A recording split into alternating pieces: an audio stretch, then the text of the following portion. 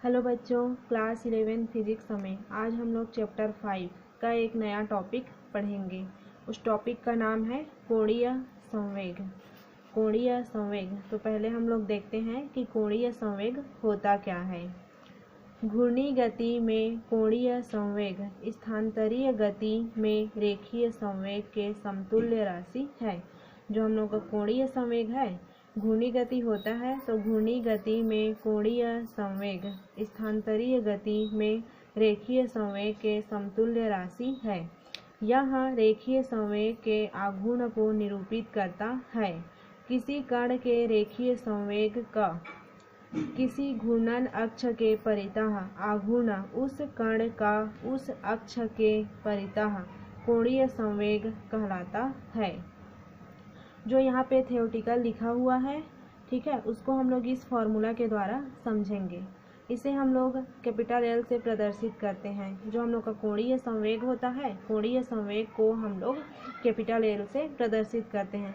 आप लोग चाहें तो कोणीय संवेग का इस परिभाषा को लिख सकते हो या इसको लिख सकते हो कि कोणीय संवेग इक्वल टू क्या होता है, रेखीय संवेग क्रॉस अक्ष से कण की लंबवत दूरी।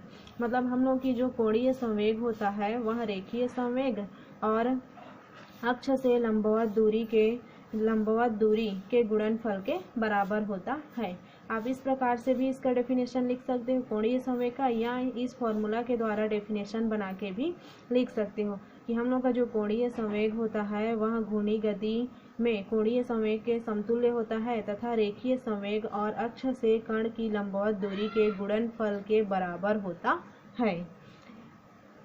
ये हो गया। अब हम लोग जो कोणीय संवेग है उसको एल से प्रदर्शित करते हैं, तो कोणीय संवेग के बराबर मैं एल रख दी। और जो रेखीय संवेग है तो रेखीय संवेग को हम लोग पी से प्रदर्शित करते हैं, तो उसको पी रख दी। और अक्ष से कण की लंबवत दूरी जो डिस्टेंस रहता है अक्ष से जो कण है उसके बीच का जो डिस्टेंस होता है उसको हम लोग स्मॉल आर से प्रदर्शित करते हैं। तो इस प्रकार से ये हो गया कि कोणीय संवेग एल इक्वल टू रेखीय संवेग पी क्रॉस जो अक्ष से कण की लंबवत दूरी है वो हो गया हम लोगों का आर।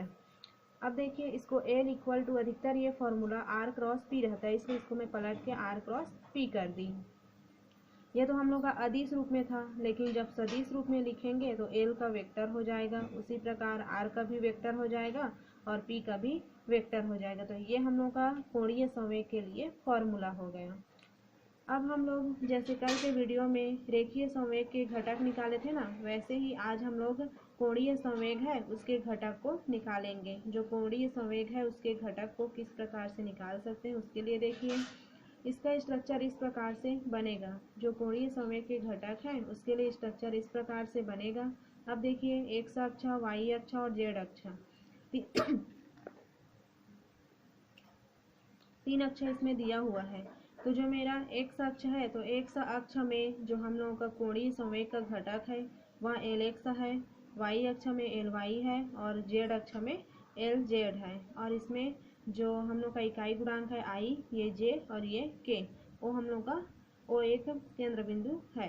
ठीक है, तीनों अक्ष में हम लोग का कोणीय संवेग के जो घटक है इन्हीं का वैल्यू हम लोग को निकालना है, एल एक्स का, एल वाई का और एल जेड का। इन तीनों का वैल्यू हम लोग का निकालना है। वही जो वैल्यू होगा वो हम लोग का कोणीय संवेग के घटक के रूप में यूज किया जाएगा।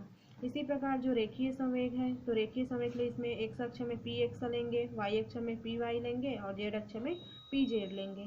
अभी जो मैं बोली उसी को एक बार थ्योरेटिकल रूप में लिखते हैं।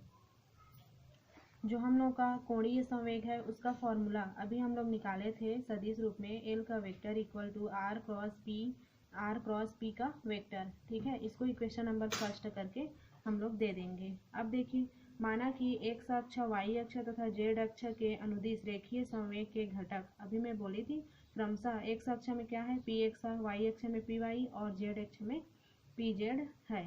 तथा कोणीय संवेग एल एक्स अक्ष में, वाई अक्ष में एल वाई तथा जेड अक्ष में एल जेड है।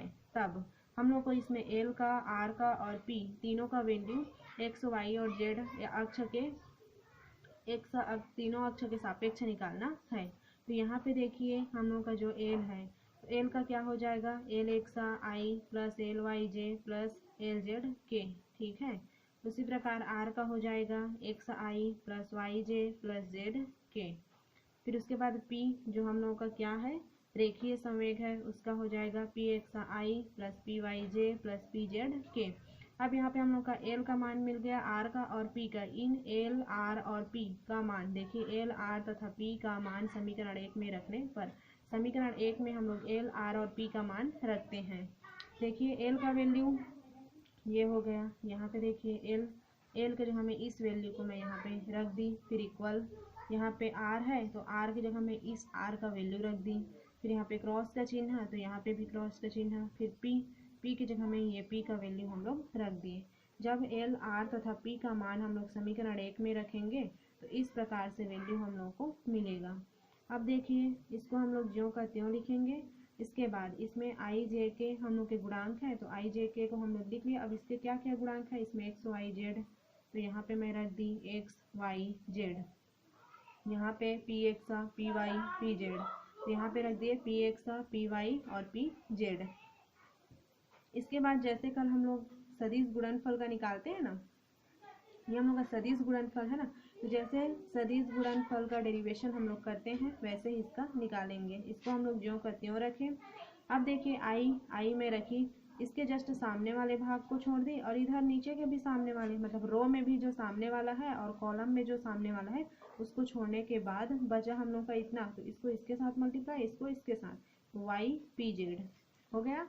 फिर माइनस चिन्ह लगाते हैं, फिर जेड पी वाई, ये हो गया। वैसे ही इसमें फॉर्मूला में माइनस जे आता है, दूसरा नंबर में जब जाते हैं तो यहाँ पे माइनस जे। अब देखिए जे के जो कॉलम वाला भाग है उसको और जे का जो रो वाला भाग है उसको छोड़ दीजिए, तो यहाँ पे बचेगा एक्स पी जेड, ये हो गया। फिर माइनस यहाँ पे जेड पी एक्स, ये भी हो गया। इसी प्रकार जब हम लोग के लिए जाएंगे, ये फॉर्मूला है ना, आई और जे प्लस में रहते हैं, सॉरी आई और के प्लस में रहते हैं और जे माइनस में रहता है। अब देखिए के को रखिए, तो के का जो रो वाला भाग है उसको और के का जो कॉलम वाला भाग है उसको छोड़ने के बाद ये बचेगा हम लोग के पास एक्स पी वाई, ये हो गया। फिर माइनस वाई पी एक्स, ये हो गया। इस प्रकार से हम लोगों को मिला है। अब इसके आगे देखते हैं, ये हम लोग को मिला था। अब इसके बाद इसको हम लोग ज्यों का त्यों रखते हैं, इसको भी ज्यों का त्यों। अब यहाँ पे जो माइनस है उसको हम लोग अंदर लेके जाएंगे ताकि तुलना करें तो माइनस बीच में ना आए, तो जे का जे रखी, यहाँ पे माइनस अंदर चला जाएगा तो यहाँ पे प्लस बचेगा, तो माइनस को इसके साथ मल्टीप्लाई की, एक्स पी जेड, फिर माइनस और माइनस का गुणा क्या हो जाएगा, यहाँ पे प्लस हो जाएगा, फिर जेड पी एक्स हो गया। फिर इसको ज्यों का त्यों रख दी।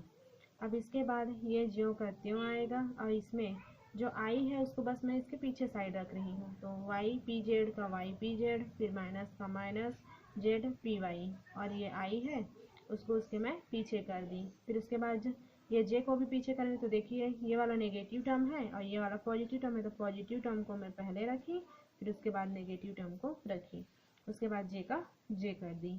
अब यहाँ पे इसको ज्यों का त्यों रखी और के को इसके पीछे साइड रख दी।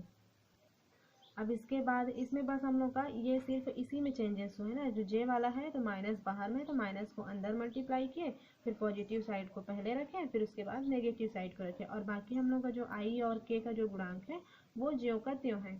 अब देखिए इधर एल एक्स आई, तो यहाँ पे भी आई वाला टर्म है, यहाँ पे जे वाला टर्म तो यहाँ पे भी जे वाला, यहाँ पे के वाला तो यहाँ पे भी के वाला।